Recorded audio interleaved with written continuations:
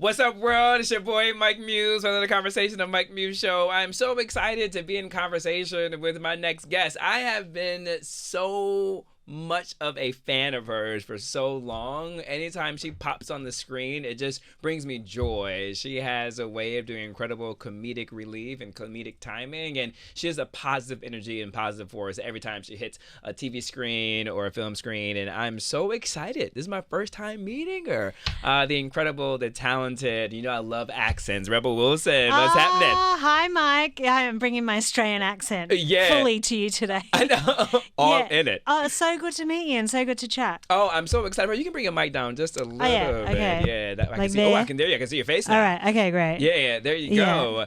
We were just talking about Rebel when we go see this interview on YouTube. She looks amazing, but you were saying right as the microphone was coming on that you thought you were bringing springtime to New York City. I know. I flew in from London and I'm like, damn, I'll bring a really nice spring outfit. Yeah. And then it's like pouring rain outside. Yeah.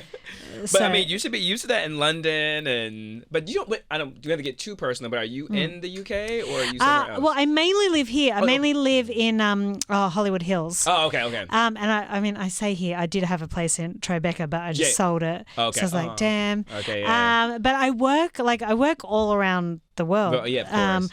Like Juliet and Romeo was filmed in Italy. I've got a movie coming out in June called Brideheart. I can't wait to see that one. Yeah, I've that seen one's the trailer kick for that. ass. Yeah. And we filmed that in Savannah, Georgia. So it's kind of like this lifestyle where you're a person of the world. In different places for a few months at a time. Yeah. And you get to live. But my main base is here in the US. Now, obviously it's nothing like home being Australia, but where do you gravitate towards? Like when you're not working, when you can take a break from filming, where do you want to go and just say, well, over the holidays, we did go back to Australia and took my daughter, and I just love going to the beach. So it's just like Australian beaches. It's very chilled. You just lie on the sand. You're listening to the waves. It's normally pretty hot. And to me, that's just like a very, run in and out of the ocean. And it's it's very chilled. And that's kind of like really grounding for me. But aside from Australia, what is the next place? I'm always fascinated by people who consider the world their home. Outside of Australia, what is a great place that you just can breathe? That you've lived or visited or that you enjoy. Okay, I'm trying to think because I mean, I love big cities, but that's not a place that most people would say that you can go and breathe. So I love New York, I love London. So I love Times Square. I can just breathe in Times Square. Yeah, right? I mean, I'm joking. I love going to a Broadway show. Oh yeah, just sitting there and just being fully entertained for a couple of hours. To me, that's kind of heaven. Yeah. I kind of get that same feeling when I'm in a movie cinema as well. Yeah. I'm just and I sit there in the dark and eat popcorn. I love that. And that's kind of my place. On a really hot summer day too. That's my favorite thing to do. Or when it's cold, or when it's just mild. I love it. I love it, like going to the cinema. But but I'm trying to think where else in the world.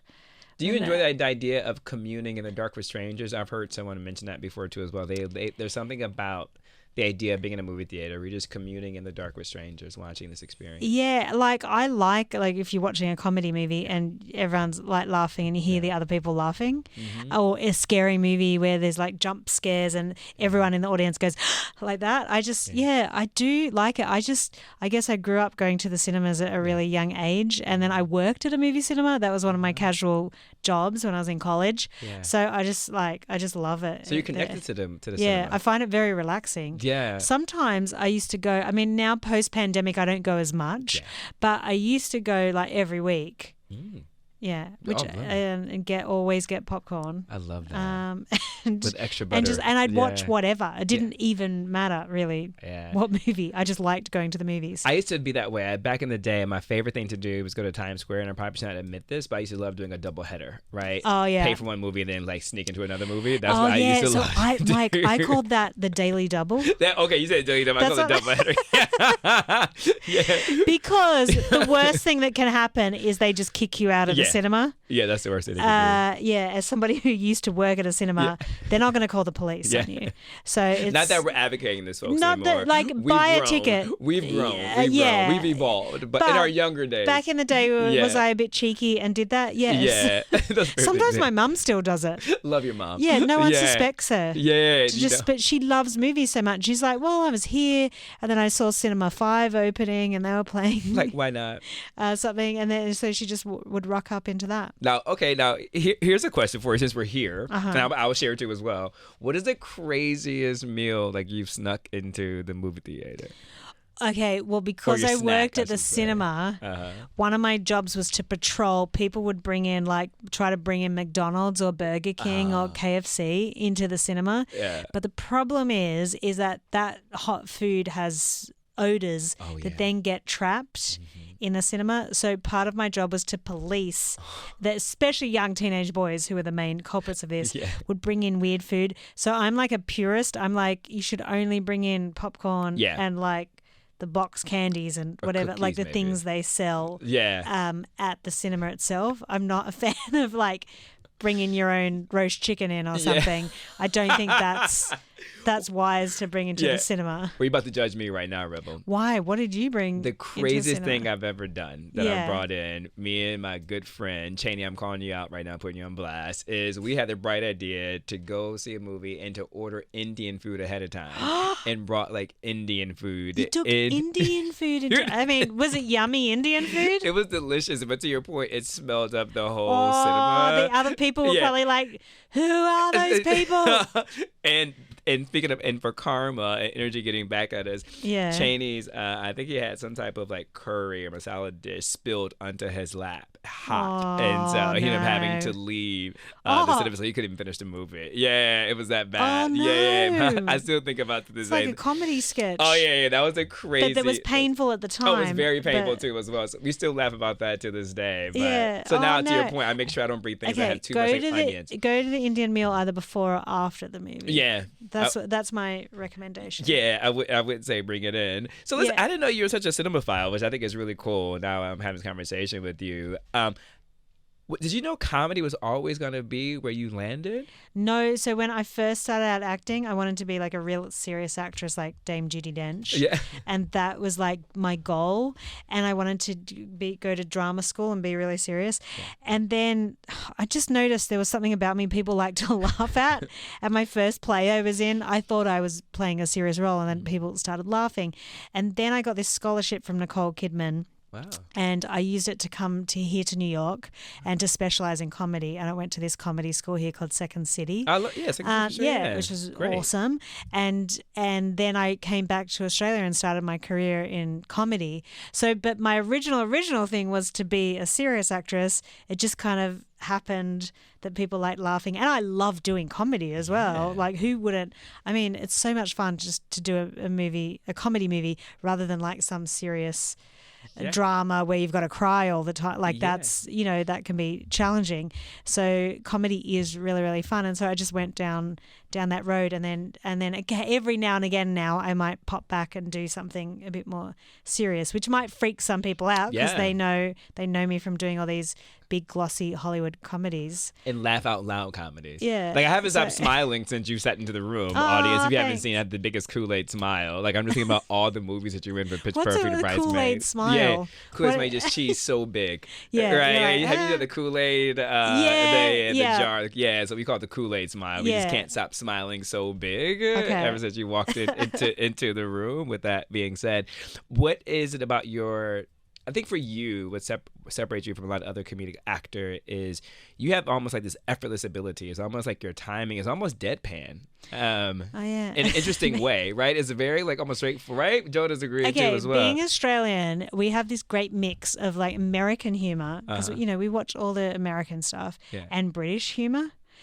Which is pretty different. Oh yeah. But being Australian, we have like a mix of both, which I think is kind of unique. Yeah. But I do like a little dry delivery of things. And you nail it. Yeah. It's just like it's the way that you look and you stare and how you stand. And I love improvising in comedy films, and that's why sometimes you'll see it and you'll go, oh, like it just doesn't it seems improvised because like it just sometimes the funniest shit can just be worked out. Of course. Just in the moment when you're there, and then you watch the movie back and you're like, oh, I said that. Oh, that was a funny line. Yeah. Because you don't even remember because you're just making stuff up all day.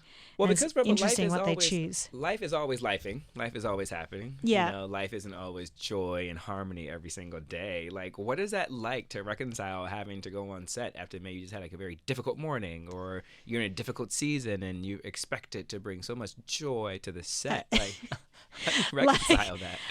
Yeah, like sometimes it's whatever emotion you are feeling, and you might be like real angry about something that day, and you try to somehow channel it into the scene. Yeah. And it can be a really good outlet, actually. And then you're like, well, I do have this one line, and I could kind of say that a bit angrily, and I kind of use it. But then there's other times when you might be dealing with something in your family and or something that's completely unrelated. You can't use it in the scene, and what I used to do a lot of, which is probably very unhealthy, but I used to emotionally eat to kind of numb those feelings, like a real chocoholic. Oh, we love chocolate. Yeah. And so, which I know is bad, like those patterns of behavior are bad, but that would kind of numb the feelings, and then I would go out and be a hilarious comedian for the day, and then come home and maybe numb the feelings a bit more, which I know is not great. No, but we all have our thing. We have our vice. But everybody has like a thing. coping mechanism. Mine is cheeseburgers. Oh, yeah. I love a good cheeseburger. I use the excuse of a cheeseburger for sorrow, sadness, joy, pain. Yeah. Basically, any moment I just want a cheeseburger. I'm like that with food as well. It doesn't matter what the emotion is. You could be feeling real happy. Cheeseburger. Yeah. Sad cheeseburger. Yeah, right? But I'm feeling really sad, fries. Right? Yeah. With the cheeseburger. With the cheeseburger. With super sad and depressed with a cookie on the side, like too as well. But I think, would you say then that's kind of why sometimes comedy, you see that mask, that double-sided mask, right? Of the frown. Yeah, and the smile. I mean, there's that classic thing that, you know, the funnier somebody is, normally the more tragic they are as a personality. Yeah. Although I don't think. I don't think I'm completely tragic. I think, I don't know, what a lot of people suffer from, like anxiety and loneliness, and I think I definitely had a lot of that in my past, but I don't think I'm a tragic character. Yeah. I mean, I think stand-up tragedy. Comedians, some of them can be really, very you know, torture, some of those. Yeah, a bit full on, some of them, but I'm more just like, I really like making people laugh because I just know when other people make me laugh or create TV shows and movies, like I love it. Yeah. And so I love doing that for other people. And I love, like, some of the movies I've been in, like the Pitch Perfect movies, they bring so much joy to people. So much joy. And they're always like, oh, I was sick and I was watching it, you know, and you got me through a hard time, or you got me through a breakup because of your comedy movies. And that to me, like, means everything. That's almost like giving back than service, right? And just like entertaining people, and there's sometimes, you know, when you just need some comedy in your life, and so I feel lucky that I get to create it. Do you feel pressure when you walk into like a dinner party with friends that you have to be the funny one? I used to, and you know, also when I was dating, that was a thing, because people would see me in movies and think like I'm a laugh a minute, and then you'd go on this date and you'd kind of be more normal, because what a lot of people don't know, like I have a law degree, like I have this whole other life, and so people get the real me. Wait, what? And then they're like, oh, she's not just some stupid idiot like who's like jumping on the table dancing. Like that's, I'm more sensible, because obviously I can't be crazy in real life. And so people would expect that. But yeah, I guess at first, especially when I first became famous here in America, people would be looking at me, or I used to negotiate a lot of my own contracts back in the day. And then people would be like, was that girl who was cracking jokes in a movie? Yeah. Now she's talking about, you know, the like language in a clause in a contract, like she's a lawyer. Red lines. And they couldn't get it in their minds that I was the same person. I mean, this is a plot twist for me. We are going to talk about Juliet and Romeo, which is why she is here. But plot twist, didn't see the law thing coming at all. Yeah, I know a lot of people, because I guess, I do a good job of convincing people that I am a certain way in some of these comedy movies. Yeah. And some people forget that it is a character at times. Yeah, it's interesting. I don't see you as a character. I see you as a full human and a person, but I think I'm always amazed. And when somebody could be this comedic and be this talented and gifted, because it's almost dual mindsets, right? Like, because I'm an engineer by degree, and a lot of people would think that I'm an engineer, and I did like nuclear chemical research for years, right? And so no one would think that, right? And so because you look like real cool, like you just come from the music business or something. Yeah. And so I'm in a creative space now, right? And it's exercising two different parts of the brain. Yeah. And so I think when people see someone who is exercising from a different part of their brain, and then they actually have a degree in something else, you're like, wait, what? Yeah, a lot of people in comedy are actually quite smart. Yeah. And there is a correlation between people who did law school and then went into comedy. I don't know why. Wow. They just, there is a bit of a correlation. When you think about it, though, I mean, my greatest form of comedy is satire. I love it. Mm-hmm. Meaning to watch, not to not coming at all. Let me edit that. Make sure audience give me clear some satire right now. Yeah. No. You're not gonna get that from me at all. But satire, you have to be knowledgeable. Like you have to be smart, right? You and have smart to know what's going on. You have to know what's going on in the world, and to be able to have a take on it. So I can see that with comedy, because even comedians, you guys draw upon like real life situations and scenarios, right? Yeah, all the time. Think about like SNL Weekend Update, right? Like the way they look at like daily issues. Yeah, and just the way, and also the way they construct their jokes is quite intelligent. We just cracked the code on you, Rebel. Geez. Yeah, I know. But see, sometimes you don't want to crack the code. Oh, sorry. You want people, the facade. To not be thinking about that while they're watching a comedy movie, about the brains that are going on behind the character. Audience, she's not smart. Yeah, no, guys, she can barely read. Dumb. And it's just a total fluke that I came up in Australia and then came to Hollywood and made it. It's just a total fluke. Just you and your kangaroos and koala bears. Yeah. Right? Yeah. That's it. All right, let's just jump to it, because I know I can't. I do love koalas, by the way. Yeah. Koalas are the best animal on the planet, I personally think. I wouldn't disagree with you on that one. Jonah, would you disagree with her on that one? Yeah, they're cute. They're real cute. Yeah, I think they're great. But so this is a Juliet and Romeo. I'm so excited because this is my friend's film too as well. Tim Scott Bogart. Yeah, he's a friend of yours. Yeah. So what's up, Tim? I'm so excited for him and for this movie and for this film and for you to be in it. I just love that it's a different twist on it, right? Yeah. I enjoy watching it, and I love the colorscape. First of all, I couldn't get over the colorscape. It's so rich with color. It looks juicy. Yes. I'm like, damn. It's set in 13th century Verona, and we're shot in real medieval castles.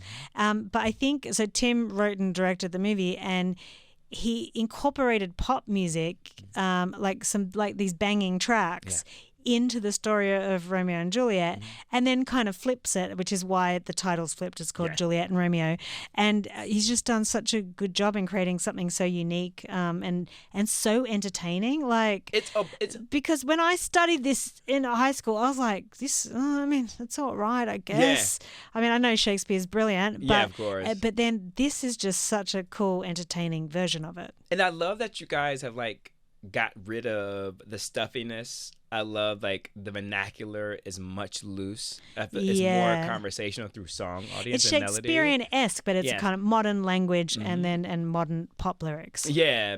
What was the intention of that? Was that to make Shakespeare more approachable? I'm going to call Tim later on this afternoon, let him know I interviewed you, but I'm curious to know. I think it was Tim's way of making it more appealing to people, because honestly, if it was just the original dialogue and stuff, I just don't think it would be as cool and as fun. And this is just a really good take, because the pop music just elevates it. Yeah, it and does. I'm like, the love story between Romeo and Juliet with all the love songs. And the families. I'm like, oh, and then I get to be in one song that's kind of like a female ensemble song. Yeah, which, you have a big number. Which is awesome. I love how you sing at the table and you're owning the table. Yeah, there's me in 0 degree weather trying to sing. And I loved your facial expression when you were singing that song too. Yeah, it's just, but there are some like Grammy award winning singers on this. Like in my song, there's like Ladisi, and Taylor Parks, and like some really like, these people are like incredible vocalists. And when you hear it in the cinema, like the sound is incredible. So Tim, and then his brother Evan wrote a lot of the songs. He wrote Beyonce's song Halo, was and one Rihanna. of the writers. This is up with Rihanna too as well. Yeah, was it SOS Rihanna? Yeah. I mean, damn, he's a good songwriter. He's good, he's good. And these songs are catchy as hell. You know what's so interesting? As I was thinking about Evan, I think Halo, so much fun you mentioned Halo right now. Halo audience really captures, I think, the spirit of this film, right? Yeah. Like they're big numbers, right? But it's uplifting and positive. But yeah, definitely the vocal style is pretty similar. But you guys just had a good time playing off of each other. Yeah, I mean, there's a great cast in this, like Jason Isaacs, who you might have just seen in White Lotus. Yeah, he's a friend of the show. He's come by a few times. Daddy. Yeah, he's a great guy. We love Jason here. Yeah, he's in it, and he was in the Harry Potter movies as well, which I love.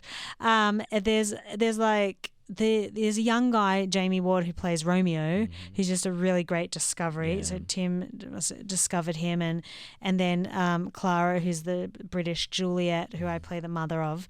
And these people could all have albums. Like their voices are so good. And then there's just like all these great British actors, like Shakespearean actors, plus these like cool Americans who come in, like, and it's just it creates a really unique project. I'm glad you guys are doing this and put a different spin on it. I really feel like Shakespeare never goes out of fashion or out of style. No, because the stories are good. Yeah, the stories are so good. But I feel like even currently right now, Shakespeare is having another renaissance, and I'm using that pun intentionally, right? Because you have Othello on Broadway, right? There's like, we just had Othello in the movie theater too as well. So there's been so much Shakespeare has been happening right now and kind of revitalized within the pop culture. Yeah, well, there's that guy Jamie Lloyd who's also been doing a lot of Shakespeare productions that it's like crush it. Like I saw Much Ado About Nothing with Tom Hiddleston in London, and it was great. I wasn't expecting it to be that good, and it was dope. Like it was so funny, and it had all these music numbers in it. Yeah, and so I guess it's just the stories that Shakespeare